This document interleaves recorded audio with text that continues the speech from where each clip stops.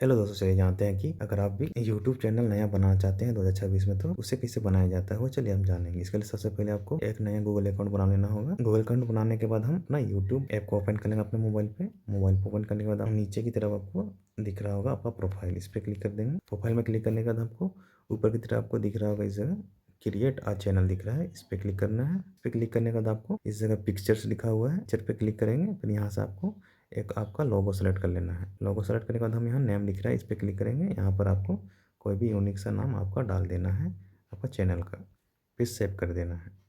Save करने के बाद आपको नीचे दिख रहा होगा हैंडल, हैंडल पे क्लिक कर लेना है।